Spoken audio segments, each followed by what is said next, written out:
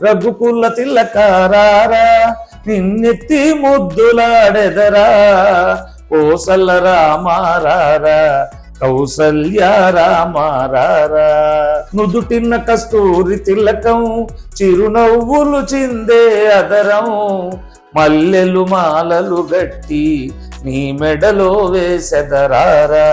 మీ జీవితము ఒక సినిమా అనుకుంటే దాని టైటిల్ ఏమని పెడతారు మీరు?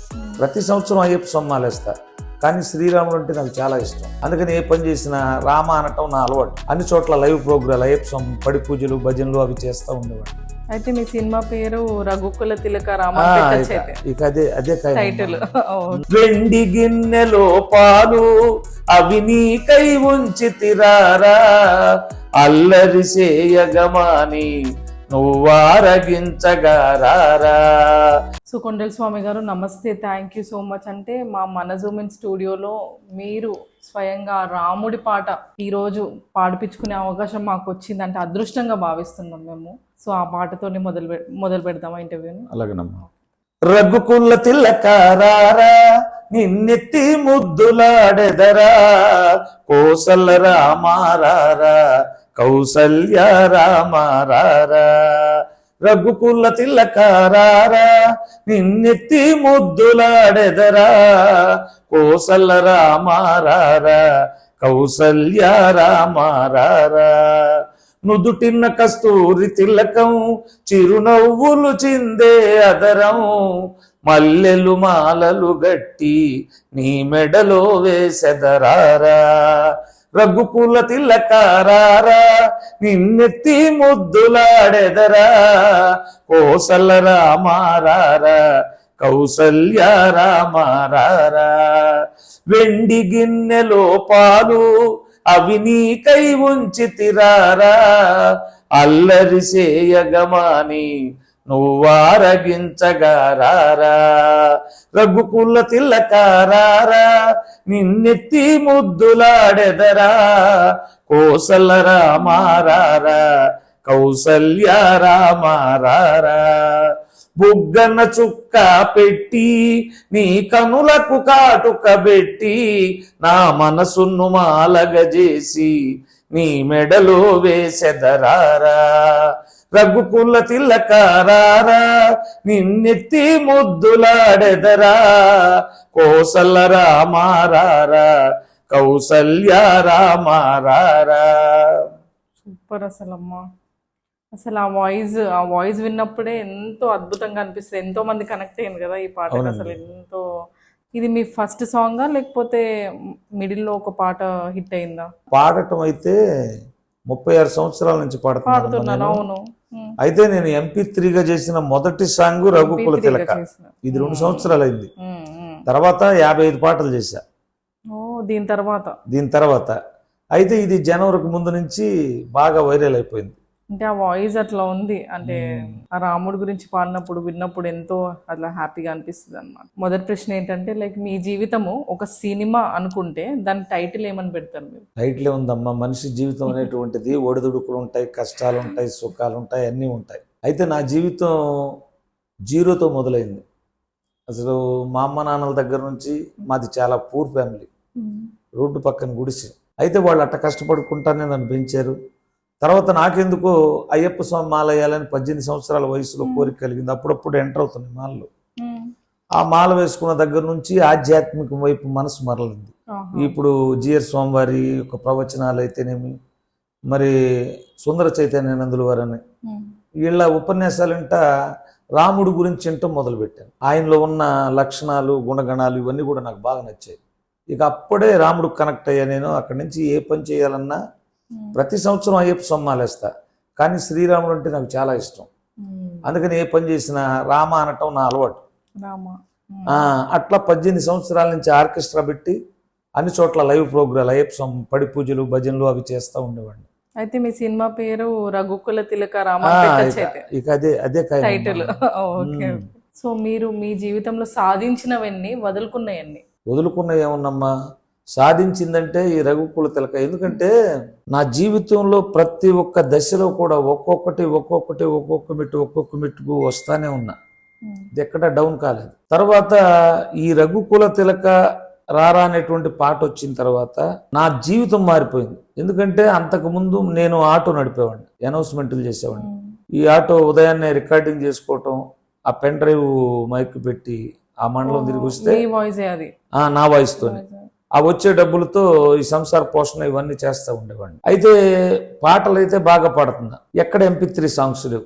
ఏడా బాక్సుల్లో అయినా అయినా ఎవరైనా పాడిన పాటలు రిహార్సల్ చేయటం, వాటినే పాడటం జరిగేది. ఇక అయితే మా అబ్బాయి 15 సంవత్సరాలు వచ్చిన తర్వాత నా వెంట భజనలకు వచ్చేవాడు. వాడికి వచ్చింది ఈ ఆలోచన, నాన్నగారు బాగా పాడుతున్నాడు, ఈయనకి MP3 పాటలు లేదు, గుర్తింపు రావటం లేదు, ఎట్లయినా ఒక పాట చేయించాలన్న కోరిక. ఆ కోరికలోంచి పుట్టిందే ఈ రఘుకుల తిలక. నాకు తెలియదు వాస్తవంగా ఈ ట్రాక్ చేయించిన సంగతి కూడా.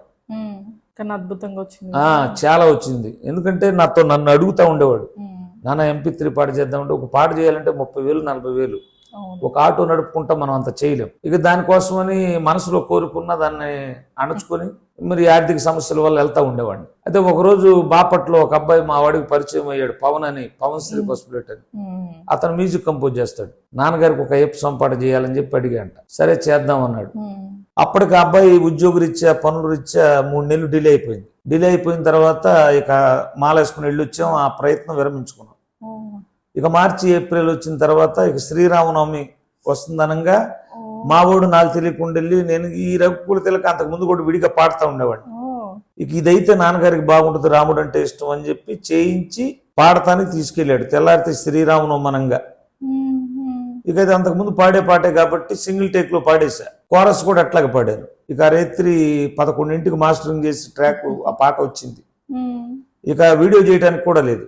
ఇక రాముల వారి యొక్క ఇమేజెస్ పెట్టి లిరిక్స్ పెట్టి మా ఊరు తెల్లవారుజాముకి అప్లోడ్ చేశాడు. కరెక్ట్ శ్రీరామనవమి రోజు. ఇది మొన్న జరిగింది 3వ శ్రీరామనవమి.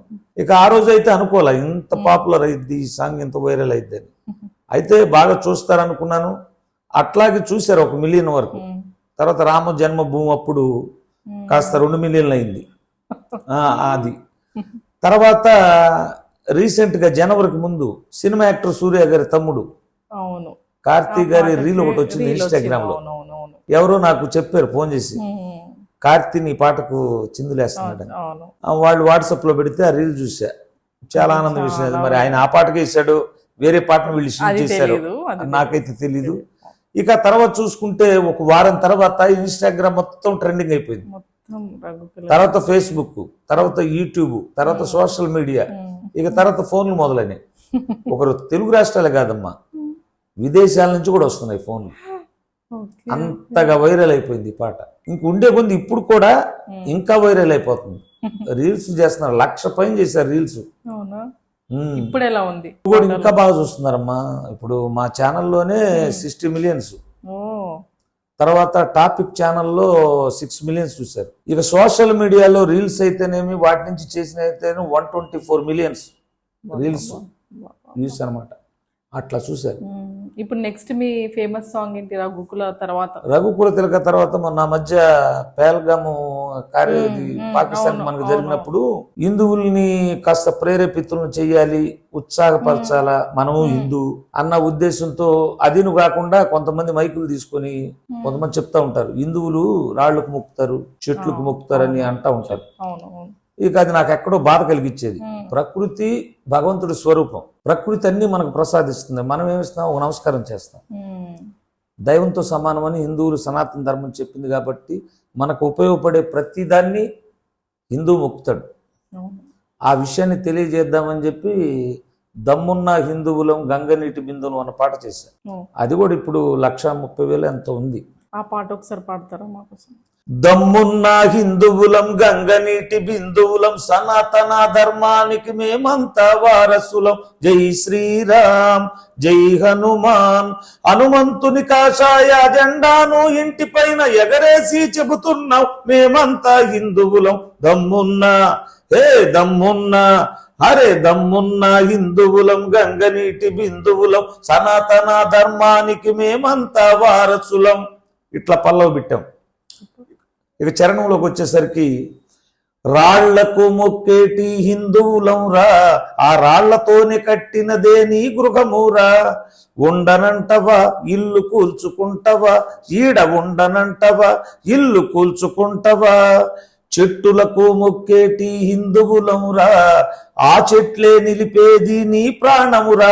గాలి పీల్చనంటవా ఊపిరాపుకుంటవా, గాలి పీల్చనంటవా ఊపిరాపుకుంటవా. మేమెవ్వరి జోలికి వెళ్ళనే వెళ్ళము, మా జోలికొచ్చారో అసలు వదిలిపెట్టము. ఛత్రపతి శివాజీ శంభాజీ ఖడ్గాలం, జై భవాని నినాదాలు పూరించే శంకాలం. దమ్మున్నా ఓయ్ దమ్మున్నా, అరే దమ్మున్నా హిందువులం, గంగనీటి బిందువులం, సనాతన ధర్మానికి మేమంతా వారసులం. ఈ పాట చేశా. ఇది మంచి బీటుగా బాగుంటుందమ్మా. బాగుంది బాగుంది, అది వింటుంటేనే. ఆ పాట చేసాం. తర్వాత మొన్న రీసెంట్ గా మనకి అక్కడ అప్పుడు వచ్చిన హనుమత్ జయంతి కాకుండా మళ్ళీ తర్వాత అది ఉత్తర భారతదేశంలో చేస్తారు, మనకి హనుమత్ జయంతి మళ్ళీ తర్వాత వచ్చింది. అప్పుడు కూడా ఒక సాంగ్ చేశా. అదేమిటంటే, రావయ్యా హనుమయ్యా నువ్వే వచ్చావయ్యా, శ్రీరామ నామంతో నిన్నే పిలిచామయ్యా, నీ శక్తి నీకు తెలియదు హనుమయ్య, మా గుండెల ధైర్యమైనవు హనుమయ్య. మండుతున్న సూర్యుడు పండోలే కనిపించే, మింగబోయినా నీవు గగనానికి ఎగిరొచ్చే, వజ్రాయుధ దాటికి దేవతలే దిగి వచ్చి వరమిచ్చే, నిన్ను దీవించే. ఈ పాట చేశారు హనుమత్ జయంతి. సూపర్. అయితే మీకు తిరిగి ఒక చిన్న పిల్లవాడిలాగా మారిపోయే అవకాశం వస్తే సో మళ్ళీ ఎలా ఉండాలనుకుంటున్నారు? అది బాల్యం అనేటువంటిది ఒక వరం అమ్మ. ఎందుకంటే ఇక అది కాలము అనేటువంటిది తిరిగి రానటువంటిది. ఇప్పుడు నా ఆటో మీద కొన్ని సూక్తులు ఉంటాయి. పోతే రానివి 3 అని రాసిన ఆటో మీద. కాలము, యవ్వనము, పరువు, ఈ 3 పోతే రావు. అట్లాగే బాల్యం అనేటువంటిది భగవంతుడితో సమానం. బాల్యంలో చిన్నపిల్లలకి పెద్దగా తలనొప్పి ఇట్లాంటివి ఏమి రావు, ఎందుకంటే వాళ్ళకి ఆలోచనలు ఉండవు. అందుకనే పసిపిల్లలు దైవ స్వరూపులుగా ఉంటారు. అటువంటి భాగ్యం ఎప్పుడు వస్తుందంటే మళ్ళీ తిరిగి వృద్ధాప్యంలో వచ్చింది. అటువంటి టైంలో ఈ పుట్టిన పిల్లలు తల్లిదండ్రులను అశ్రద్ధ చేస్తున్నారు. ఎందుకంటే మనం తిన్నా తినకపోయినా మన బిడ్డలు బాగుండాలి అని అహర్నిశలు కష్టపడతారు తల్లిదండ్రులు. వారి యొక్క ఔన్నత్యం కోసం నిరంతర పోరాటం చేస్తూ ఉంటారు. వాళ్ళ అవసాన కాలం వచ్చేటప్పుడు అరే మనకి వెనకేసుకోవాలా, మనకంటూ ఒక జీవితం ఉంది, ఆ జీవితాన్ని కూడా ఇంటి యజమాని అయితే అన్ని సుఖాలు మర్చిపోతాడు. డబ్బు సంపాదించాలి, సమాజంలో గౌరవంగా ఉంచాలి నా కుటుంబాన్ని అన్న కాన్సెప్ట్లోనే బతుకుతాడు, అన్నిటినీ త్యజిస్తాడు. అటువంటి వాళ్ళని ముసలితనం వచ్చిన తర్వాత వీళ్ళు వృద్ధాశ్రమాలని సరిగా పట్టించుకోకుండా ఇట్లా చేయటం ఎంత పాపం అండి. ఎప్పుడైనా సరే ఇప్పుడు కనిపించే దైవాలు తల్లిదండ్రులు, కనిపించంది దేవుడు. దేవుణ్ణి ఇక్కడ పెట్టుకొని ఎక్కడెక్కడో పుణ్యక్షేత్రాలు తిరిగి వస్తే ఫలితం ఉంటుందా? అదే కదా. దీనికి ఒక చిన్న సూక్తి చెప్తానేనండి. మన మనసును సంస్కరించుకోకుండా ఏ పుణ్యక్షేత్రానికి వెళ్ళినా ఫలితం 0. ముందు నిన్ను నువ్వు సంస్కరించుకోవాలి. భక్త తుకారాం గారి దగ్గర శిష్యులు ఉండేవాళ్ళు. ఒకరోజు తీర్థయాత్రలకు వెళ్తా గురువు దగ్గరకు వచ్చి, ఏమండి మీలాంటి పెద్దవారు మా వెంట వస్తే బాగుంటుంది, తీర్థయాత్రలకు వెళ్తున్నావు రమ్మన్నారు. అయ్యా మీరు ఎన్ని తీర్థయాత్రలు తిరగాలనుకుంటున్నారు?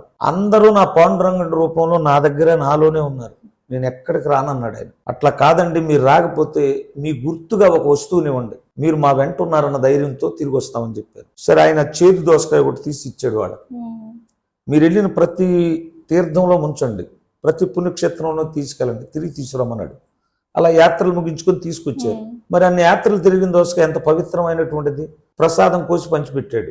ఒక శిష్యుడు ఉండి ఇది చేదుగుంది గురువు గారు అని అంట. మరి ఎన్ని పుణ్యక్షేత్రాలు తిరిగినా దాని చేదు గుణం పోయిందా? మనిషి కూడా అంతే.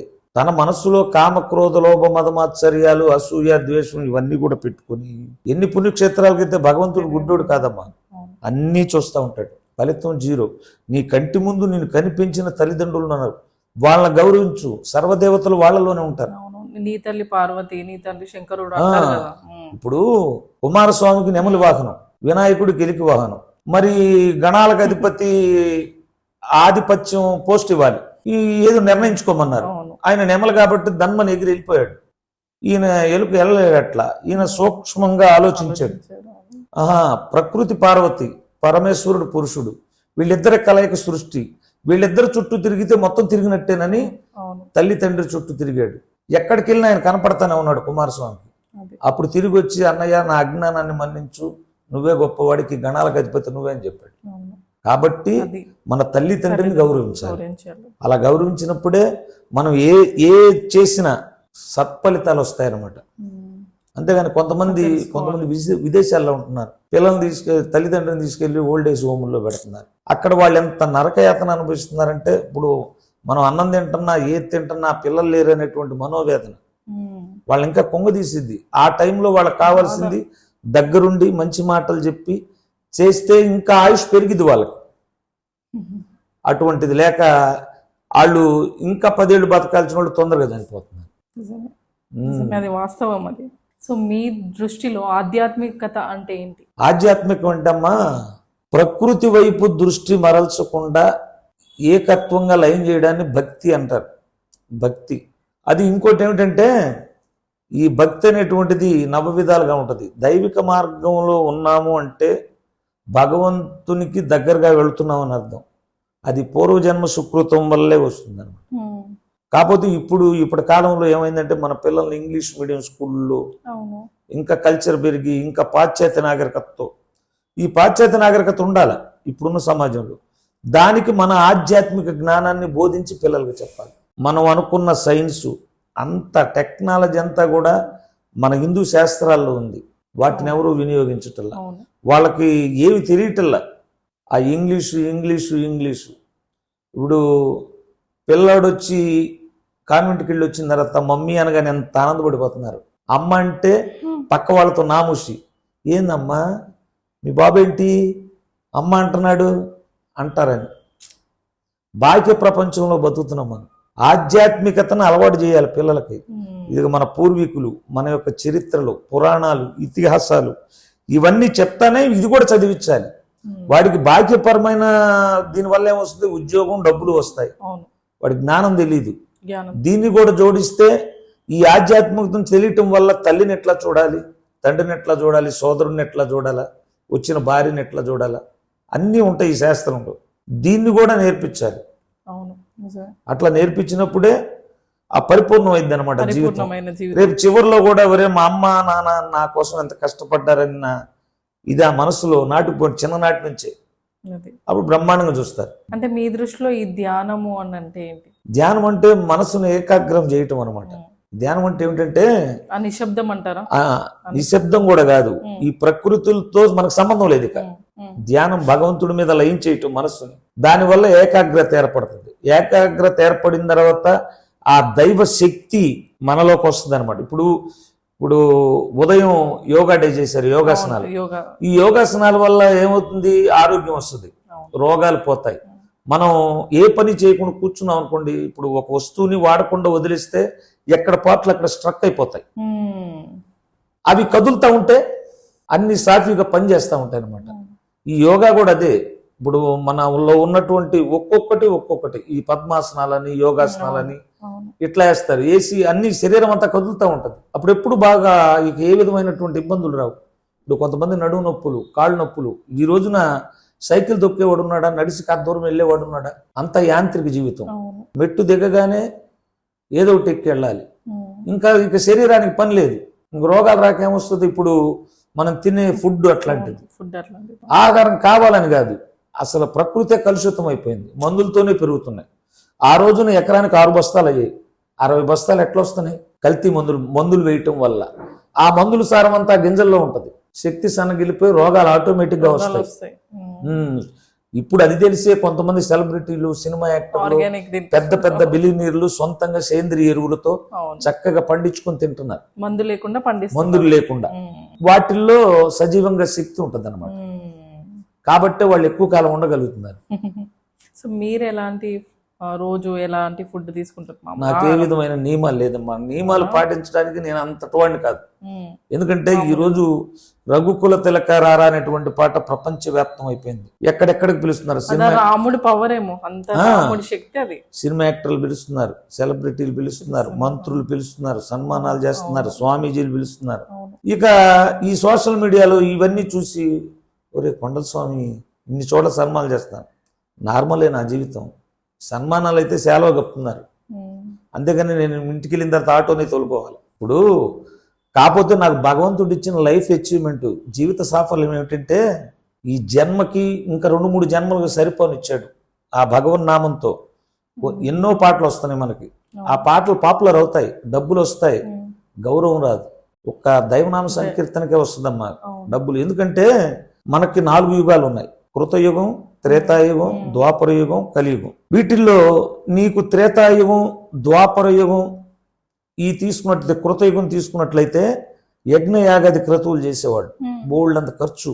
అలాగే ద్వాపరయుగం వచ్చేసరికి ధ్యానము, తపస్సులు ఇవి వచ్చినాయి. అప్పుడు ఇల్లులు పెట్టి, తల్లిదండ్రులు పెట్టి, అడవులకు వెళ్ళి ముక్కు మూసుకొని తపస్సు చేస్తే కానీ దేవుడు కనిపించేవాడు. కలియుగంలో ఏమి లేవు, ఇవన్నీ వద్దన్నాడు ఆయన. కృతే యాజన్ యజ్ఞస్తత్రేతాయాం ద్వాపరే ధ్యాయాన్ యదాప్నోతి తదాప్నోతి కలియుగే సంకీర్తకేశం అని శాస్త్రం చెప్తుంది. ఇవేమి చేయక్కర్లేదు, కలియుగంలో సంకీర్తన చేస్తే భగవంతుడు భక్త సులభుడు నీ దగ్గరికే వస్తాడని చెప్తుంది శాస్త్రం. మరి ఇక్కడున్న దేవుణ్ణి ఎక్కడో ఎదుగుతున్నాం మనం. ఇదే మాట నారదుడు అడిగాంట శ్రీమన్నారాయణని. స్వామి, నేను 3 లోకాలు తిరుగుతూ ఉంటా, త్రిలోక సంచారిని. ఎక్కడైనా రాక్షసుల వల్ల, పాపాత్ముల వల్ల ఏదో ఒక ఇబ్బంది జరిగింది ఎవరికి వాళ్ళకి, రక్షించడానికి నీకు చెబుదామని నేను వస్తే సత్యలోకంలో ఉన్నా ఉంటారు కొందరు, కైలాసంలో ఉన్నా ఉంటారు కొందరు, వైకుంఠంలో ఉన్నారు అంటారు కొందరు.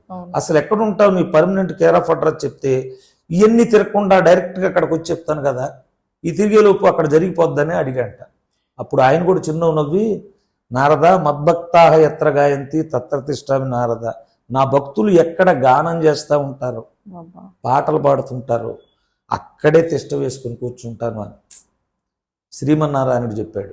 అంటే ఏమిటి, భగవంతుడు మన దగ్గరే ఉన్నాడు. చూడగలిగితే నువ్వు అద్దంలో ప్రతిబింబాన్ని చూడాలన్నా ఉదయాన్నే తలదూకోవాలి, బొట్టు పెట్టుకోవాలి, మనం ఎట్లున్నామో చూసుకోవాలా ఈ బాహ్య ప్రపంచం గురించి. మరి అద్దం పరిశుభ్రంగా ఉంటే ప్రతిబింబం కనపడుద్ది, మలినంగా ఉంటే మురికి బట్టి ఉంటే కనపడదు. ఆ మురికిని తొలగించాలి, అప్పుడు మన ప్రతిబింబం కనపడింది. అట్లాగే మనలో ఉన్నటువంటి దుర్గుణాలను తీసేయాలి. అందుకనే ఒక మనిషి ఎదగాలన్నా, ఒక మనిషి పతనం అయిపోవాలన్నా మనస్సు ప్రధానమైన కారణం. ఎందుకంటే ఈ మనస్సు ఈ పంచేంద్రియాలను శాసిస్తూ ఉంటుంది. మనసు వెళ్ళిన చోటకి, కన్ను వెళ్ళిన చోటకి మనసు వెళ్ళకూడదు, మనసు వెళ్ళిన చోటకి ఇంద్రియాలు వెళ్ళకూడదు. వాటిని నిగ్రహించుకుంటే పై స్థాయికి వెళ్తాం. అది చెప్పింది విన్నాం అనుకోండి, పతనం అయిపోతాం. అందుకనే ఉపనిషత్తుల్లో మన ఏవో మనుష్యానం కారణం బంధమోక్ష యోగం అంటది. నువ్వు ఉన్నత శిఖరాలకు వెళ్ళాలన్నా నీ మనసే కారణం, పాతాళ లోకానికి పోవాలన్నా నీ మనసే కారణం. అయితే మీరు అన్న ప్రకారము పిల్లలు కానీ యువత కానీ ఈ ఆధ్యాత్మిక వైపు మరలాలంటే ఏం చేయాలి? ఏం చేయాలంటే అమ్మా, నేను చెప్పాను కదా, భగవంతుడు ఈ రోజున ఈ రెక్కుల తిలక పాట చూశారు. అవును అవును, చిన్నపిల్లలు ఆ పాట పెడితే ఆనందం తింటున్నారు. కుర్రవాళ్ళు రీల్స్ చేస్తున్నారు. సామాన్యంగా ఒక దైవనామానికి ఇప్పుడున్న కుర్రవాళ్ళు చేయరు, పిచ్చి పిచ్చిగా చేస్తున్నారు. మొన్న ఈ మధ్య కోహ్లీగా బ్యాట్ తీసుకుని ఇదే పాటకు రీలు. ముసలి వాళ్ళు, విదేశాల్లో ఉన్నటువంటి వాళ్ళు దైవ మార్గానికి మనం అనుసరించే విధంగా తీసుకెళ్ళాలి. అలా తీసుకెళ్ళినప్పుడే ఇప్పుడు ఎన్నో పాటలు వింటున్నారు. భగవంతుడిని మనం ఇష్టపడాలంటే ఎట్లా? ఇప్పుడు మహాభారతంలో 3 నీతులు చెప్పాడు. పాప భీతి, దైవ ప్రీతి, సంఘనీతి అని. పాపం చేయడానికి భయపడాలి. కొంతమంది చెప్తారు, ఏమండి మా దేవుడు పాపం చేసి వచ్చి సాగిలు పడితే తీసేస్తాడని. పాపం ఎక్కడికి పోదమ్మా. పాపం చేయకూడదు, సాగిలు పడకూడదు. ఎందుకు చేయాలి పాపం? పాపం పోదు, కర్మ ఎవరిని వదిలిపెట్టదు. కాకపోతే ఆ రోజున మనవాళ్ళు అనేవాళ్ళు అటు 7 తరాలు, ఇటు 7 తరాలు అనేవాడు. తరాలు ఇప్పుడు లేవు. భగవంతుడు శిక్షాస్మృతి మారిపోయింది, అప్డేట్ అయ్యాడు. ఆయన కూడా పుస్తకాలు తీసేశాడు, ఆయన కంప్యూటర్లోకి వచ్చేసాడు. ఎప్పటి శిక్షలు అప్పుడే అమలు. ఎవరు చేస్తే పాపం వాళ్లే అనుభవించాలి. అట్లా అయిపోయింది ఇప్పుడు శిక్షాపృతి. ఇంకోటి ఏమిటి? దైవ ప్రీతి. దైవ ప్రీతి అంటే భగవంతుడిని నెట్ ఇష్టపడాలి. అవసరానికి కొబ్బరికాయ కొట్టి కోరికలు కోరటం కాదు. మంచి యుక్త వయసులో అమ్మాయి 18 సంవత్సరాలు, 21 ఏళ్ళ అబ్బాయికి, ఆ అమ్మాయిని ప్రేమిస్తున్నాడు. ఎట్లా ప్రేమిస్తాడు? కళ్ళు మూసినా, తెరిసినా, పడుకున్నా, లేచినా సర్వకాల సర్వవస్థల అమ్మాయి గుర్తొస్తూ ఉంటుంది. అంతగా ప్రేమిస్తాడు. భగవంతుడిని కూడా అట్లా ప్రేమించాలి. కష్టం వచ్చినా, సుఖం వచ్చినా ప్రతినిత్యం అట్లా ప్రేమించాలి. ఇక సంఘనీతి ఏమిటి? సంఘం అన్న తర్వాత చిన్న పెద్ద గురువు దైవం ఉన్నారు. పెద్దలు ఉంటారు, మన వాళ్ళు ఉంటారు. వాళ్ళు చెప్పిన బాటలో మన పూర్వీకులు, మా తాత ఏం చెప్పాడంటే, ఒరే మనం వైష్ణవులురా, వెంకటేశ్వర స్వామి మా దేవుడు అని చెప్పాడు. తర్వాత మా నాన్నగారు వచ్చి అదే చెప్పాడు, మా అమ్మ కూడా అదే చెప్పింది.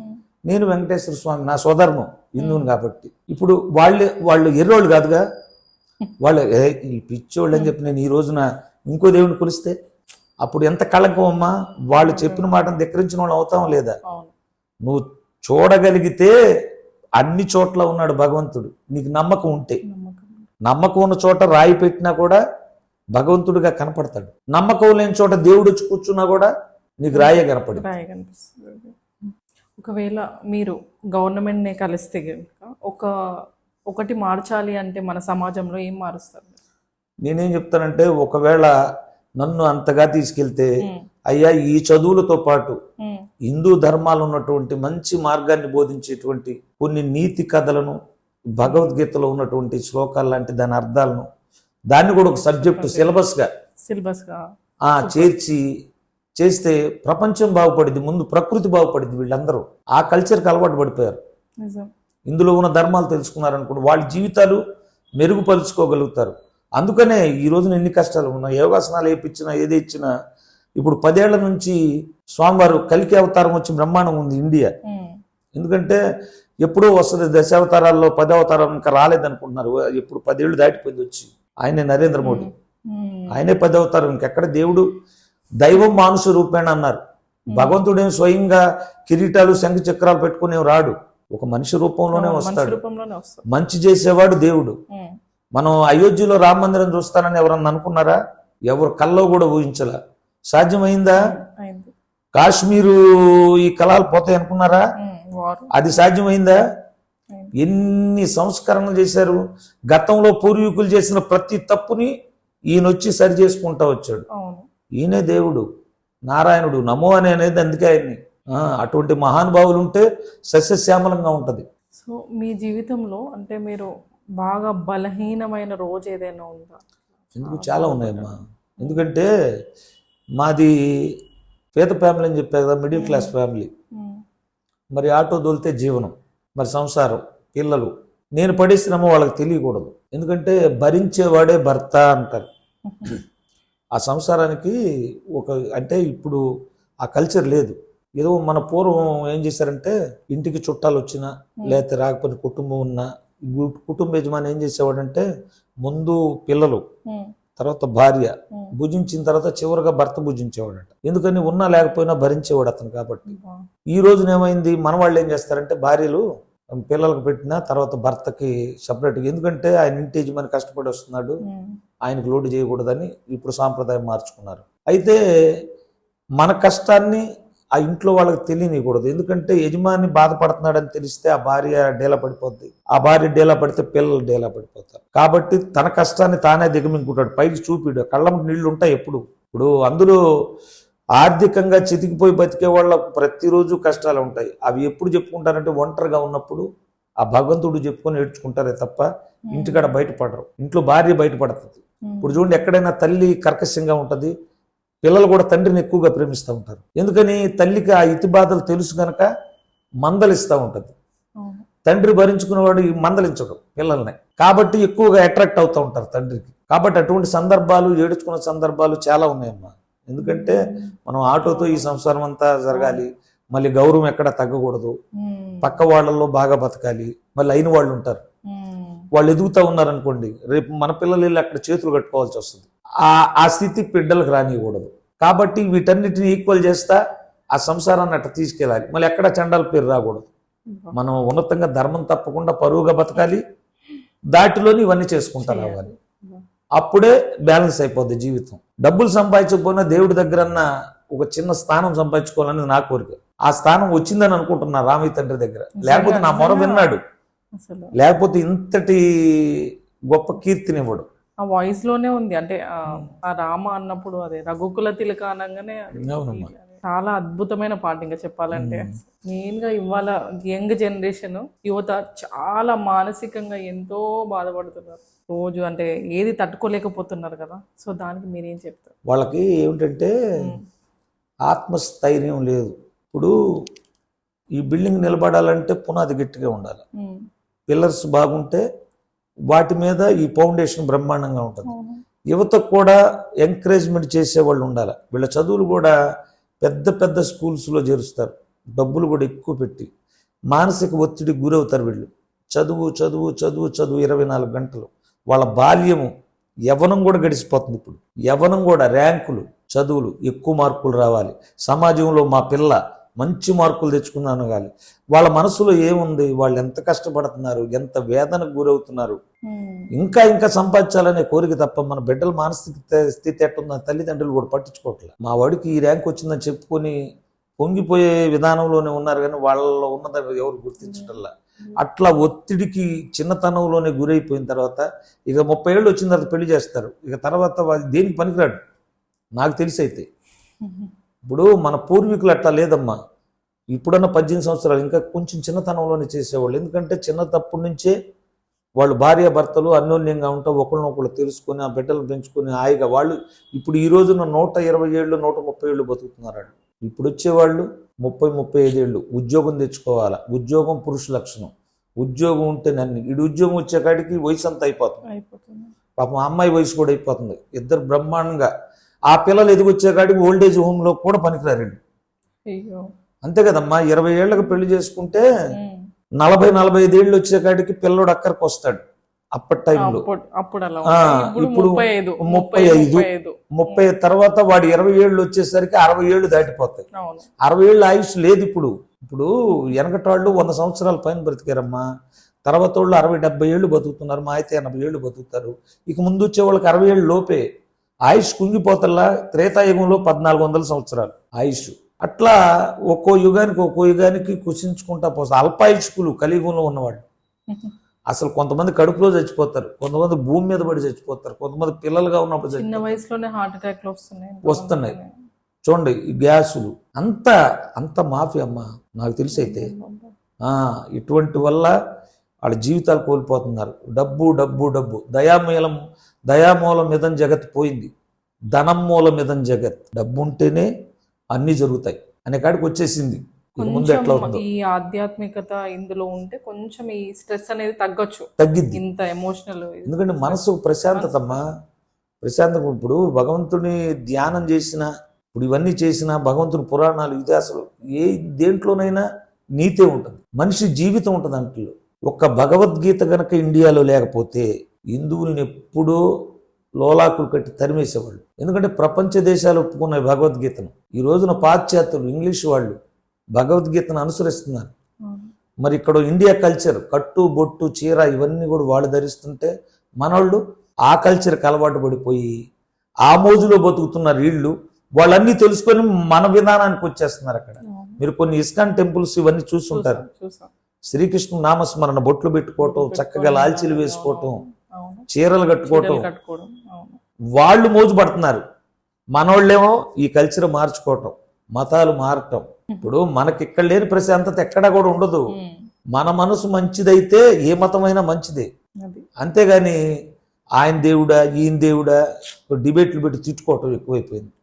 ఇప్పుడు ఒకడిని మనం ఒక మాట అన్నాం, వాడు 2 మాటలు అంటాడు, వీడు తిరిగి 3 మాటలు అంటాడు. అందుకనే ఈ మధ్య కొత్తగా సూక్తి పుట్టింది, కర్మేవుడిని వదిలిపెట్టదని.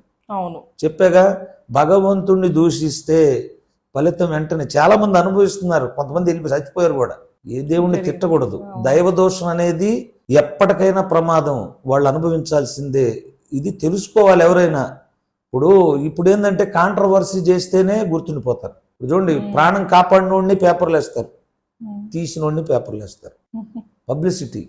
తిట్టినోడిని ఎక్కువగా వైరల్ అయ్యేది ఏంది? వైరల్ అవుతా ఉంటాయి. కంటెంట్ ఎవరన్నా తిడుతుంటే బ్రహ్మాండం చూస్తుంటారు. కానీ ఆ టీవీలో చూసేటప్పుడు అందరి మనస్సులో మనోభావాలు దెబ్బతింటుంటాయి. ఇప్పుడు నేను రాముడి భక్తుడిని, రాముడిని నా కళ్ళ ముందు తిడతా ఉన్నాడు. శ్రీరాముడు అగ్ని పరీక్ష అయిపోయిన తర్వాత రావణుడితో యుద్ధం చేసిన తర్వాత సీతాదేవిని తీసుకొచ్చేటప్పుడు అన్నా అంట, మరి ఆడెవడో చూసి అంట, లేడు చచ్చిపోయాడు లేడు. సీతాదేవిని నేను పరిణామాటానికి పట్టాభిషేకం కోసం యుద్ధం చేయలేదు, నాకు అక్కర్లేదు, అక్కడ ఉన్నది హనుమాన్ నువ్వు తీసుకెళ్ళు, సుగ్రీవ నువ్వు తీసుకెళ్ళి సీతమ్మని ఇట్ట అన్నాడని చెప్పాడు ఒక పాపాత్ముడు. పాపం తర్వాత 1 నెల రోజులకు ఆయన భూమి నుంచి వెళ్ళిపోయాడు. భగవంతుడు ఎవరిని వదిలిపెట్టాడమ్మా. భగవంతుడికే కోపం తెప్పిస్తున్నారు. ఎప్పుడైనా భగవంతుడిని ఆధారం చేసుకుని జీవితాన్ని కొనసాగించాలి. మీరు టైర్ బళ్ళు, ఇప్పుడు కార్లు చూస్తున్నారుగా, కార్లు, నాటు బళ్ళు, టైర్ బళ్ళు, ఇరుసును ఆధారం చేసుకుని చక్రాలు తిరుగుతూ ఉంటాయి. ఆ ఇరుసు లేకపోతే తిరగవు. ఆ ఇరుసే దేవుడు. భగవంతుణ్ణి సాక్షిభూతం చేసుకొని ఆయన ఆధారం చేసుకొని మన జీవితం అనేటువంటి చక్రాలను దొర్లించాలి. అప్పుడు సక్రమైన మార్గంలో గతుకులు లేకుండా వెళ్ళిద్ది. అది మనం మంచిస్తే మంచి మనకి అబ్బాయి పుట్టాడు అనుకుంటున్నాం, ఆ పుట్టుకతో పాటే మృత్యువు కూడా పుట్టిద్ది. ఒక రోజు గడుస్తుందంటే వాడు మృత్యువు సమీపిస్తుందని అర్థం. అది తెలుసుకోవట్లా. రోజు గడిచే కొద్ది మృత్యు ఇంకొంచెం పెరుగుతుందని. అట్లాగే నువ్వు సైకిల్ తొక్కుతుంటే హ్యాండిల్ దగ్గర భగవంతుడు ఉంటాడంట, మన వెనక క్యారియర్ దగ్గర మృత్యు ఉంటుందంట. ఎప్పటికప్పుడు బ్యాలెన్స్ తప్పించడానికి వీడు చేసిన పాప పుణ్యాలు హ్యాండిల్ బ్యాలెన్స్ మీద వాడు వెళ్తాడు. వాడు వెళ్ళాలి, కింద పడాలనేది వెనక చేతిలో ఉంటుంది, మృత్యు చేతిలో. అక్కడ బ్యాలెన్స్ తప్పితే వీళ్ళు కింద పడిపోతాడు. కర్మణ్యవాధికారస్తే, కర్మ చెయ్యి, పని చేయటమే నీ వంతు, ఫలితం భగవంతుడు చూసుకుంటాడు. ఇప్పుడు ఈ రఘుకుల తిలక చేస్తే నేను చేయటం నా పని. అది మిలియన్లు వెళ్ళిద్దా, పేరు తెచ్చిద్దా అనేది నాకు తెలియదు. ఆ పని చేసి ఆ పాడమన్నాడు, పాడాను, అయిపోయింది. ఈ రోజున ఫలితాన్ని అనుభవిస్తున్నాను. అది ఆయన చేతిలో ఉంది. ఆయన తీసుకెళ్ళకపోతే ఒక భక్తి గీతం ప్రపంచం ఎల్లలు దాటిద్దా? శ్రీరామనామం ఇంతమంది చిందులేస్తారా? శ్రీరాముడు గొప్పతనం, ఆ నామంలో ఉన్నటువంటి మాధుర్యం, ఆ పాడిన వేళ విశేషం అన్నీ సక్రమంగా కలిసి సమపాడలో వచ్చి ఈ రోజున అది 2 సంవత్సరాల క్రితం పాడా, ఇప్పుడు వైరల్ అయింది. అంటే స్లో పాయిజన్ లాగా భగవంతుడు ఏదైనా వైరల్ కాకముందు కూడా ఈ పాట వినంగానే ఏదో భావన సేవ్ అందరికి కూడా మైండ్ లోకి వెళ్ళిపోయింది. అది అంటే వైరల్ కాకముందు కూడా విన్నాం పాట, విన్నప్పుడు తెలియని భావం కలిగిందంట. అట్లా ఉంది ఆ పాట. అది ఆ పాటలో భగవంతుడు ఉన్నాడమ్మా. నాకు తెలిసి శ్రీరాముడు బాలరాముడిగా ఆ పాటలో ఒదిగి ఉన్నాడు. ఆ రోజున నా మనసులోకి ఆయన వచ్చి ఉంటాడు. నాకైతే తెలియదు. అసలు ఇంకొక అసంతృప్తి ఉంది ఆ పాటలో. జరిగిన సందర్భం ఏంటంటే, నేను అసంతృప్తి ఆ పాట పాడిన తర్వాత నేను వెళ్ళాను, ట్రైల్ పాడమన్నాడు. ట్రైల్ పాడమన్నాడు. ఆ ట్రైల్ పాడుతున్నా, పాడన్నాడు, పాడేశా. తర్వాత అయ్యా ట్రైలే కదా పాడమంది, నేను మళ్ళీ పాడతానన్నా. వద్దులే అంకులు అన్నాడు అబ్బాయి. వద్దులే అంకులు అన్నాడు. ఒకవేళ తిరిగి పాడుంటే ఇది ఇట్లా వచ్చేది కాదేమో. అది అంత అద్భుతంగా జరిగింది అనమాట. అది తర్వాత ఇంటికి వచ్చిందాక 9 కిలోమీటర్లు మా అబ్బాయితో అంటానే ఉన్నా, ఒరే ట్రైల్ పాడమన్నాడు, ఇట్లా పాడాను, అసలు బాగా పాడానో లేదో నాకు ఇప్పుడు తెలుస్తలేదు అనుకుంటానే వచ్చా. సింగిల్ టేక్ అది ఫైనల్ ట్రైల్ పాడమంటే. అది మరి ఆ రోజు తిరిగి మళ్ళీ నేను పాడుంటే ఇది వచ్చేది కాదేమో. అది భగవంతుడు, ఏదైనా ఆయన చేతిలోనే ఉంటాయి. అన్నీ మనమే చేసాం, ఏది మనం చేయమమ్మా. ఇప్పుడు ఈ రోజు నువ్వు ఇంటర్వ్యూ చేయాలి, నువ్వు చేయలే, భగవంతుడు నీకు ఆదేశాలు ఇచ్చాడు, నాకు అక్కడ ఆదేశాలు ఇచ్చాడు, ఇక్కడ కలిసాం అంతే. యాక్చువల్ నాకు ఎప్పటి నుంచో రన్ అయిపోయింది మైండ్ లో, మిమ్మల్ని పిలవలేదు అంటే, ఆ రోజు కలవలేదు అన్న బాధ ఒకటి ఉండే. సో ఈ రోజు అది దైవ సంకల్పం వచ్చినప్పుడు ఆటంతట అయ్యే, మనం అనుకోకుండానే జరుగుతుంటాయి. అదే భగవంతుని లీల. ఆ రోజు కొంచెం సేపు అక్కడ ఉంటే మైథిలి వారి ఇట్లా మేబీ ఇంటర్వ్యూ అయ్యేది, అట్లా మైండ్ లో ఉండే కొంచెము. అది ఈ రోజు అనుకోకుండా అసలు మీరు అక్కడ కనిపించగానే నేను హ్యాపీగా ఫీల్ అయ్యాను నిజంగా. అది సో మీ మాటలతో ఎంతో మంది మారుతున్నారు కదా, సో అందులో మీకు ఒక అనుభవం ఏదైనా కలిగిందా? మీ మాటల ద్వారా మారిన వ్యక్తి ఎవరైనా ఉన్నారు? చాలా మంది ఉన్నారమ్మా. ఎందుకంటే అసలు ముందు నేను మారాను, నా తర్వాత నేను ఎప్పుడు ఒకటే అనుకుంటా, మనం చెప్తాం వినటం లేదనే మాత్రం ఎప్పుడు అనుకోను. నేను చెప్పే మాటల్లోనైనా, పాటల్లోనైనా, సూక్తుల్లోనైనా 100 మందిలో ఒక్కడు మారితే నా జన్మ ధన్యమైపోయింది అనేది నా నమ్మకం. ఎందుకంటే మనం ఈ సందేశం ఎందుకు ఇస్తున్నాం? అందరూ బాగుండాలి, భగవంతుడు చేరువుగా ఉండాలి. నేను పెద్దగా నాకు రామాయణాలు, ఇతిహాసాలు, నేను పెద్దగా అంత సాంస్కృతిక చదివినటువంటి వ్యక్తిని కాదు. ఆయన అన్నీ చెప్తా. నేను గుడికి వచ్చిన తర్వాత నేను విడిగా వెళ్ళేటప్పుడు ఏది రాదు నాకు. నేను గుడిలో కూర్చున్నప్పుడు కూడా మౌత్ దగ్గర పెట్టినప్పుడు ఆటోమేటిక్గా వస్తూ ఉంటాయి.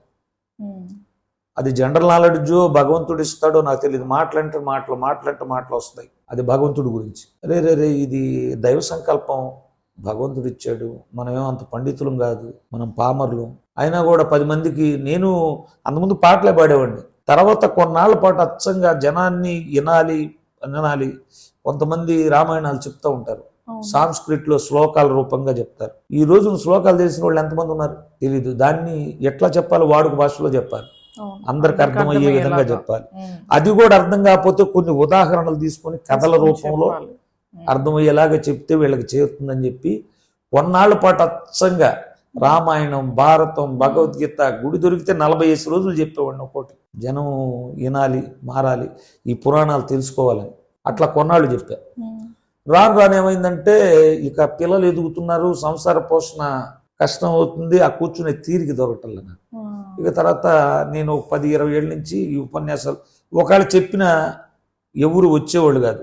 నాకైతే నా మనసులో ఇంకో కాన్సెప్ట్ ఉండేది, ఎవరు రాక్కర్లా, నా ముందు కూర్చోక్కర్లా, మైకులు అందరు వింటానే ఉంటారు అన్న విధానం ఉండేది. తర్వాత దేవుడి దయ వల్ల కమ్మని ఛానళ్ళు వచ్చినాయి, సీరియల్స్ అని. అసలు ఆడవాళ్ళు అతుక్కుపోతే అసలు వాళ్ళకి పొద్దే తెలియదు అనమాట, భర్త వచ్చింది కూడా తెలియదు. వాళ్ళే అన్నం పెట్టుకుని వాళ్ళే చెయ్యాలి, అట్లా ఉంటది. ఎందుకంటే అబద్ధం ఉన్నంత రుచిగా నిజం ఉండదమ్మా. ఇప్పుడు మన ఇంటికి ఒక వ్యక్తి వచ్చాడు, వాడు అరుకుడు కాదు, మనం ఏం చెప్తాం, ఏమండి మీ అంత ప్రజ్ఞా పాఠవాలు గల వాళ్ళు ఎవ్వరు లేరనే కాడికి ఆనందం వేసింది. ఏమండి కాఫీ తాగుతారా అంటారు. కాదండి మీలో ఈ అవలక్షణం ఉందనండి, అబ్బా చెప్పొచ్చింది అని చెప్పి అంటారు. నిజం నిష్ఠూరంగా ఉండదు, అబద్ధం చాలా తీయగా ఉంటుంది. ఎప్పుడైనా నిజమే గెలిచింది. ఎందుకంటే సినిమాల్లో చూపించేది కూడా అదే. ఇంటర్వ్యూలు అయినా ఒక పావు గంట 20 నిమిషాల దాకా విలన్ ఏది చెప్తుంది, కానీ ఆ తర్వాత ఉంటది విలన్కి. ఎప్పటికైనా చివరికి ఎవరు గెలుస్తారు, హీరో గెలిచి సుఖాంతమై శుభంగాన్ని పడింది. ధర్మం కూడా అంతే, ధర్మంగా బతికినోడికి ముందు కష్టాలు వస్తాయి. ఎట్లా, మనం ఒక్కరోజు ఈ రోజున మా వారికి గుత్తొంకాయ కూర అంటే భలే ఇష్టం అండి అనుకున్నారనుకోండి, గుత్తొంకాయలు కొనుక్కోదాకి వెళ్తారు. ఆ కూరగాయల వాడి దగ్గర ఏరి తిప్పి పుచ్చులు ఉన్నాయేమోనని చెప్పి చూసి ఏరి కొనుక్కొచ్చి వండుతారు. మరి ఒక్కరోజు తినే ఆహారం కోసం ఆ వంకాయని అన్ని రకాలుగా పరీక్షలు చేశారే, మరి జీవితాంతం భగవంతుడు మిమ్మల్ని భరించాలి అక్కడ మోక్షం ఇచ్చి. మరి ఆయన ఎన్ని కష్టాలు పెట్టాలా, వీడు తట్టుకుంటాడా తట్టుకోలేడా? ఇప్పుడు ఊడిపోయి ముక్కులు ఎందుకు ఆయనకి? ఇప్పుడు ఆయనకు కావాల్సింది మంచోళ్ళే, చెడోడు వెళ్ళాడు అనుకో అక్కడ కూడా చెడగొడతాడు వాళ్ళని. కాబట్టి ఆయన కూడా ఏరుకుంటాడు కొంతమందిని, ముందు కష్టాలు ఇస్తారు. ఆ కష్టాలు అనుభవించిన తర్వాత వెంటనే సుఖం వస్తుంది. ఈ కష్టం అనిపించకపోతే ఆ సుఖం విలువ తెలియదు కదా. ఈ పచ్చడి తిన్నవాడికి కొన్నాళ్ళ తర్వాత పరమాణం పెడితే అమ్మా తీయగుందంటాడు. రోజు పరమాణం తింటే ఆడికి ఆ అనుభూతి రాదు. భగవంతుడు కూడా అంతే, ముందు కష్టాలు పెడతాడు, పరీక్షలు పెడతాడు, ఎంతవరకు తట్టుకుంటాడని, తర్వాత ఇస్తాడు. ఇక భగవంతుడు ఇక అది జీవితంలో మర్చిపోలేడు వాళ్ళ స్థితిని. అట్లాంటి స్థితి. ఇప్పుడు నేను భజనలకు వెళ్ళేటప్పుడు వీడు ప్రసాదాలు పులిహార తింటాకి వెళ్తున్నాడు అనేవాడు నన్ను. అప్పుడు 18 ఏళ్ళ వయసులో. సరేరా నాయన భగవంతుడు ప్రసాదమే కదా వెళ్తున్నాను అనుకునేవాడిని. రాను అదే నా జీవనాధారం అయింది.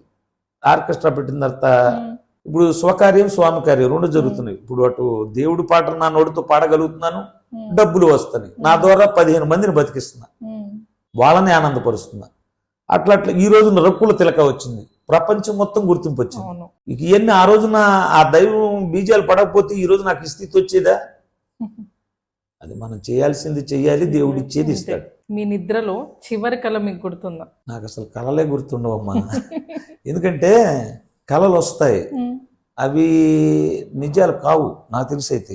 ఎందుకంటే కళలో మనం ఏదైతే అనుకుంటామో అయితే కొన్ని సూచనలు వస్తాయి.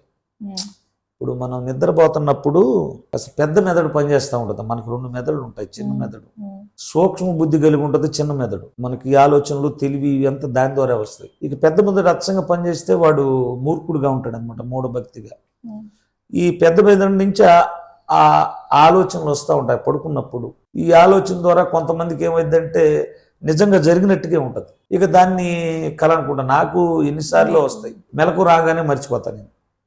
ఎందుకంటే మర్చిపోకపోతే దాన్ని పట్టుకొని ఏలాడలేవు. మర్చిపోవడం అనేటువంటిది ఒక వరం అనమాట కొన్ని విషయాల్లో. మరి నాకు మతిమరుపు ఉంది, అన్ని విషయాల్లో మతిమరిపోయి పాటలు మర్చిపోను. మరి నేను ఆర్కెస్ట్రాకి వెళ్ళిన తర్వాత 30-40 పాటలు పాడాలి. ఈ 40 పాటలు చూడకుండా పాడతా. ఇంటికాడ ఒక్కోసారి రికార్డింగ్ చేసేటప్పుడు కంప్యూటర్ దగ్గర ఇప్పుడు అన్న పదమే మళ్ళీ అన్నానా లేదన్న డౌట్ మళ్ళీ ఆపి మళ్ళీ వినాలి. ఒక్కోసారి అట్లా ఆ ఎఫెక్ట్లు పెట్టేటప్పుడు కూడా ఇది పెట్టానా లేదా అటు పాటల్లో మాత్రం రాదు. అయితే మతిమరుపు ఉండడం మంచిది అంటారా? కొన్నిటికి మతిమరుపు మంచిదే కమ్మా, అన్ని గుర్తుపెట్టుకుంటే కష్టం. అది మనుషులు స్వచ్ఛంగా ఉంటారు, కొన్ని మర్చిపోవాలి. అవును. మీకు ఒకవేళ భయం వేస్తే అప్పుడు మొదటిగా మీరు చేసే పని? భయం వేస్తే ఏముందమ్మా, భగవంతుడినే తలుచుకుంటాను నేను. ఇక భయపడటానికి నేను ఇంతవరకు ఎప్పుడు భయపడలేదులే. కాకపోతే ఏంటంటే నాకేదన్నా అనిపించింది అనుకోండి, వాళ్ళకి వెళ్ళి చెప్పే అలవాటు నాకు అస్సలు లేదు.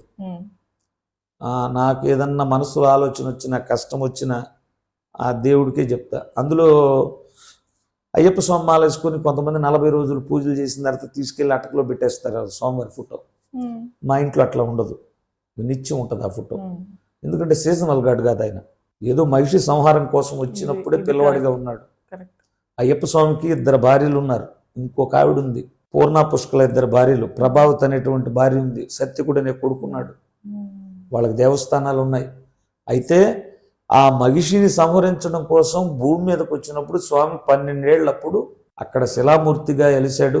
పరశురాముడు ప్రతిష్ఠితంగా గుడి కట్టారు. కాబట్టి అయితే నేనేమనుకుంటానంటే ఎప్పుడు అయ్యప్ప స్వామి నామాన్ని మాత్రం ఎప్పుడు తలుస్తూనే ఉంటా. నాకు ఏదైనా కష్టం వస్తే ఆ దేవుడి దగ్గరికి వెళ్ళి చెప్పుకుంటా, స్వామి నాకు ఈ బాధ ఉంది, నేను చెప్తున్నా, ఇక అది నువ్వు తీర్చేది తీరవుంది నీ చేతిలోనే ఉంది. అయితే ఎప్పుడు భగవంతుడిని కోరకూడదు, ఇది తెలియ కోరతారు. కానీ పసిబిడ్డకు తల్లి పాలు అడిగితే ఇల్లు ఇస్తుందా? బిడ్డ ఆకలిని గ్రహించుకొని ఇస్తుంది. భగవంతుడి దగ్గర మనం అందరం బిడ్డలం. యద్భావం తద్భవతి. నువ్వు తప్పు చేస్తే దాని ఫలితం వస్తుంది, పుణ్యం చేస్తే పుణ్యం తాలూకు ఫలితం వస్తుంది. దేవుడిని అడగాల్సిన పనేం లేదు. ఒకళ్ళు అడిగినా నీ కోరికలో నిజాయితీ లేకపోతే ఆ మొక్కులే కానీ తీరవు. నిజంగా నాకు కూడా ఎప్పుడు అడగాలనిపించింది, తెలియదు. అక్కడికి వెళ్ళిన తర్వాత ఆ నమస్కారం చేస్తా, అంతే. ఆ నమస్కారం చేయడంలోనే స్వామికి తెలిసిపోద్ది, నేను నాలో ఉన్న బాధలన్నీ ఆయనకి తెలియపోతే కదా. ఆయన సర్వాంతర్యామి, అందరిలో ఉంటాడు. ఎవరెవరికి ఏం చేయాలో ఆత్మరూపంలో ఆయనకు తెలుసు. అది నేను నమ్ముతానమ్మా. స్పెషల్ గా కోరటాను స్వామి, నువ్వు తీరితే వచ్చే సంవత్సరం మాలేస్తాను స్వామి, అమ్మవారి గుడికి వెళ్ళి 2 కోళ్ళు కోస్తానమ్మా, ఇట్లాంటి మొక్కులు నేను అసలు మొక్కనమ్మా. కాకపోతే భగవంతుడు ఇస్తాడు, ఆయన కృతజ్ఞుడై ఉండాలి. ఇప్పుడు భూమి మనది, స్థలం కొనుక్కుంది మనం, ఇల్లు కట్టుకుంది మనం. మరి ఇప్పుడు గవర్నమెంట్ వాళ్ళకి ట్యాక్సులు కడుతున్నావా?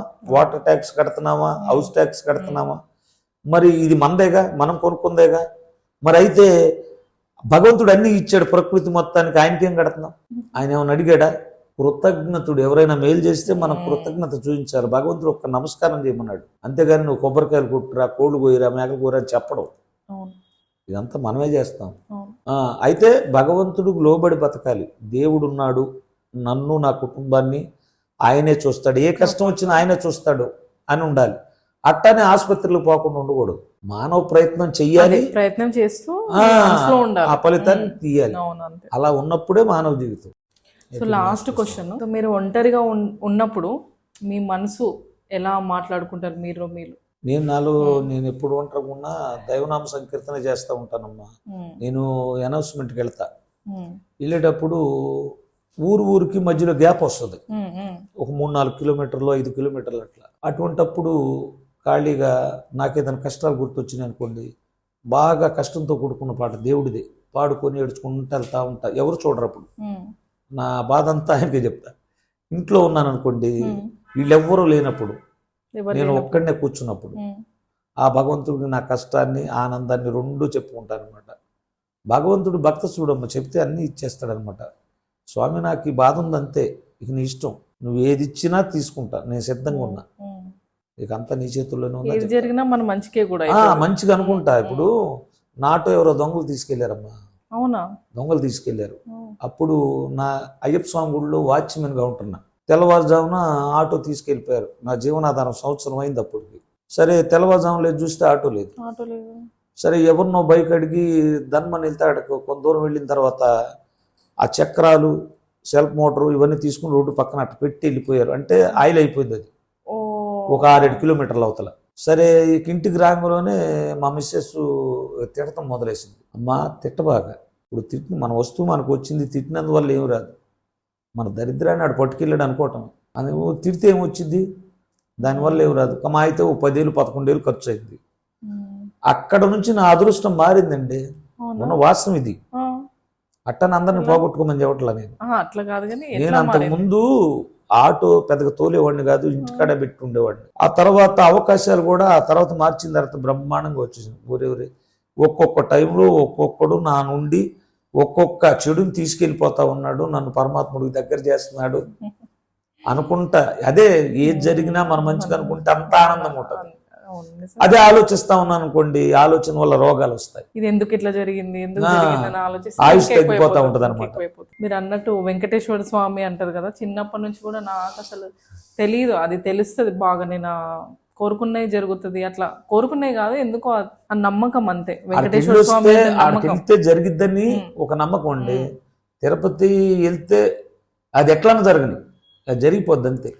అదే తిరుపతి వెళ్ళినా వెళ్ళకున్నా కానీ ఎక్కడున్నా కానీ అది ఆ పవర్ అనేది ఉంటది. అంటే చిన్నప్పుడు మా పేరెంట్స్ అక్కడికి వెళ్ళి మొక్కుకోవడము, అట్లా పుట్టడము అట్లా జరిగింది. కలియుగంలో వెంకటేశ్వర స్వామి ప్రత్యక్ష దైవం, ఆయనలో సుబ్రహ్మణ్యేశ్వర స్వామి అమ్మవారి యొక్క శక్తి, ఈ మూడు కలయిక అక్కడ ఉంది. ఉంది. దానికి కూడా పెద్ద కథ ఉందిలే. అవును. ఇప్పుడు ఆయన శంకు చక్రాలు లేకుండా వెలిసాడు. వెలిసిన తర్వాత అక్కడ ఉన్న వాళ్ళు ఆళ్వార్లు కానీ రామానుజులు వారు కానీ అప్పుడు తమిళనాడు వాళ్ళు వీళ్ళందరూ గొడవలు పడ్డారు దాని దగ్గర. ఆ శంకు చక్రాలు పెట్టాలని ఒకళ్ళు, వెంకటేశ్వర స్వామి అతడని, లేదు త్రిశూలం పెట్టాలి అమ్మవారు అని చెప్పి ఒకళ్ళు, లేదు వేలాయుధం పెట్టాలి సుబ్రహ్మణ్య స్వామి అని ఒకళ్ళు. వీళ్ళు కొట్టుకుంటుంటే రామానుజాచార్యులు వారు అన్నారంట, మరి ఆయనే పరిష్కరించుకుంటాడు అని చెప్పి ఎవరి కాళ్ళు పడుకొని తలుపులు వేసేసారంట. తర్వాత స్వామివారు రామానుజుల వారికి స్వప్నంలో చెప్పాడంట, అయ్యా నేను విష్ణుమూర్తిని అని. అది అప్పుడు ఆయన శంకు చక్రాలు అక్కడ పెట్టి వెంకటేశ్వర స్వామి గురువు అయ్యాడంట. అది ప్రతి అవతారంలో కూడా ఇప్పుడు ఆదిశేషుడు పార్పు విష్ణుమూర్తికి కృతయుగంలో, త్రేతాయుగం వచ్చిన తర్వాత లక్ష్మణుడు, అవును, ద్వాపరయుగం వస్తే బలరాముడు, కలియుగంలో రామానుజుల వారు అంటారు. ఇది ఆదిశేషుడు అవతారం. ఆ శక్తి ఉంది అక్కడ. కాబట్టి వాస్తు ప్రభావం అంటుంటారు చూసారా, అక్కడ అడుగు పెట్టగానే మన పనులన్నీ జరిగిపోతాయి. కొన్ని చోట్ల పంపుల దగ్గర ఆడవాళ్ళు కొట్టుకుని ఉంటారు, నీళ్ల దగ్గర కొట్టుకుంటారు. అది వాళ్ళ దోషం కాదు, ఆ ప్లేస్ అంటారు. ఏమనంటే మనం ఇళ్లలో ఉంటాం, మన బజార్లు ఉంటాయి కదా, కొన్ని సందర్భాల్లో దుష్టగ్రహాలు తిరుగుతూ ఉంటాయట ఆ బజారుల్లో. వాటి ప్రభావం వల్ల అక్కడికి వెళ్ళిన మంచోడు కూడా చెడుగానే మాట్లాడతారు అన్నమాట అక్కడికి వెళ్ళిన తర్వాత. అందుకని ఎందుకంటే శ్రీరాముని ఒక్కడిని అడవికెళ్ళమని చెప్పింది కైక, భార్య కనుక సీత వెళ్ళింది, వాళ్ళిద్దరు వెళ్ళాలి. లక్ష్మణుడు కూడా వెళ్ళాడు, కొత్తగా పెళ్ళైనాడు, ఊరిమిళ్ళను వదిలిపెట్టి. అదేందయ్యా వాళ్ళకంటే మా అన్నయ్య అక్కడ ఉంటే నేను అక్కడే. అదే అన్న సీతాదేవిని రావణాసురుడు ఎత్తుకెళ్ళిన తర్వాత ఒక పొలంలోకి దిగి శ్రీరాముడు లక్ష్మణుడు ఆ మంచినీళ్ళు తాగుతా ఆ ప్రదేశంలోకి వెళ్ళిన తర్వాత, అన్నయ్య తీసుకెళ్ళింది నీ భార్యని కదా, నేను ఎందుకు ఎతకాలన్నా అంట. లక్ష్మణ మనం ఇక్కడ ఉండకూడదు, పక్కకి వెళ్ళిపోదాం అన్నంట. పక్కకి వెళ్ళిన తర్వాత ఎక్కెక్కి ఏడుస్తున్నాంట ఆ మాట అన్నంత. అప్పుడు చెప్పాడంట శ్రీరాముడు, నీ తప్పు కాదయ్యా, అది కరదోషనాథులని ఉన్నారు శూర్పణఖ సోదరులు, వాళ్ళు తిరిగినటువంటి ప్రదేశం, మంచి వాళ్ళు ఉన్న అట్టటి మాటలే వస్తాయి, నువ్వు పక్కకు వచ్చావు కాబట్టి ఇప్పుడు ఏడుస్తున్నావు అంటే స్థల ప్రభావాలు కూడా ఉంటాయి. అది భగవంతుడు సృష్టి అమ్మా. ప్లేస్ నిజంగా చాలా బాగా. అందుకనే ఆ దోషాలు పోవాలని మనకు కొన్ని సందర్భాల్లో దేవుణ్ణి ఊరేగిస్తుంటారు ఆ బజారుల్లో. ఎప్పుడైతే మనకు ఊరేగింపులు ఉత్సవాలు చేస్తుంటారు కదా, ఆ భగవంతుడు ఎప్పుడైతే అటు మీదకి వెళ్తాడో ఈ దేవుణ్ణి చూస్తే దెయ్యాలు ఉండవు కదా, ఈ దుష్ట గ్రహాలన్నీ కూడా పోతాయని మన పూర్వీకులు ఈ ఊరేగింపులు ఉత్సవాలు అనేటువంటివి ఏర్పాటు చేశారు. ప్రతి ఒక్క విషయం చక్కగా వివరించి చాలా బాగా చెప్పారు. నిజంగా థ్యాంక్ యూ సో మచ్, మీకు ధన్యవాదాలు. ధన్యవాదాలు.